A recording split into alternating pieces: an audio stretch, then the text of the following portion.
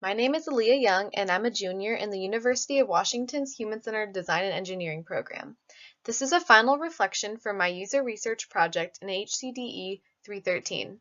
We will be discussing the difficult yet interesting process that I have partaken in this past quarter. In this presentation, I will be discussing the research topic and questions, research methodologies, and what I learned along the way. I will summarize what I learned, what went well and what didn't, and what I would do differently next time. I will also be discussing possibilities for future research. When choosing my field of research, I wanted to research something that I was interested in and was readily available. My sales associate job at anthropology gave me easy access to retail, but wasn't very exciting to me. I'm very interested in shows and clubs, but venues aren't always readily accessible. I'm very interested in art, and there is an art gallery on my campus which is free to students, which leads to my research topic. I chose to research art museums and users' interactive experiences there. I started out with my field study at the Henry Art Gallery because it's on my campus and it's free for students. My initial research question was, what do users think of the interactive experiences at art galleries and how can they be improved? Along the way, many more specific research questions were derived from findings, and the study evolved into how can we use electronics to enhance the experience of art museums. I used 3 different methodologies in this study, including a field study, interviews, and a survey.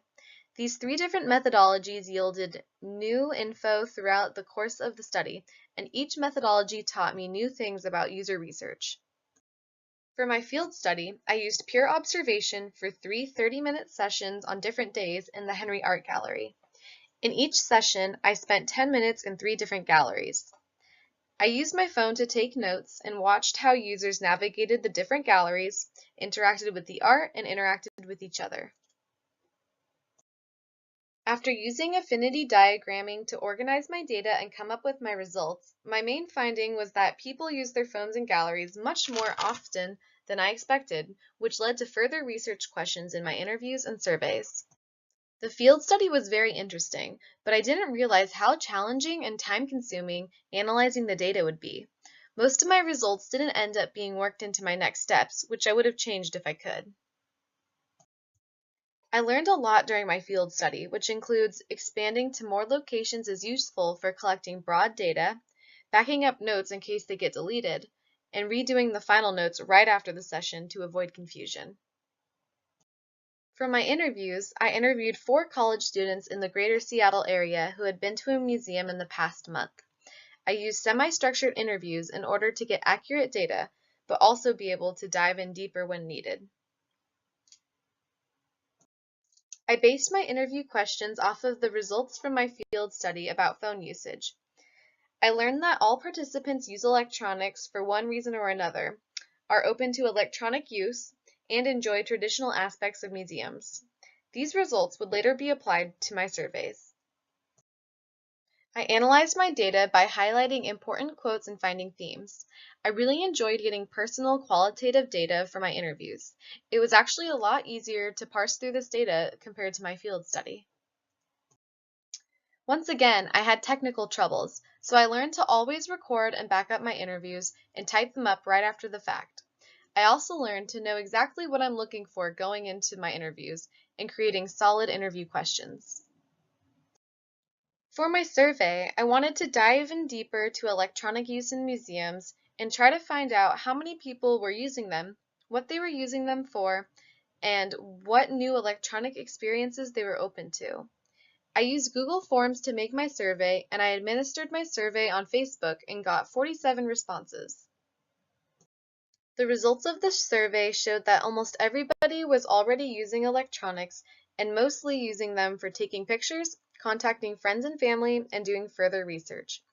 These results led to my design recommendations, which was probably my favorite part of the process.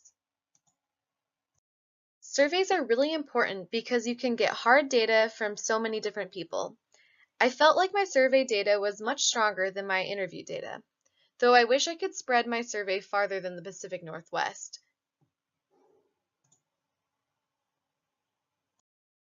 My survey ended up being pretty rushed, And next time, I would definitely put more thought into my questions and get more peer review.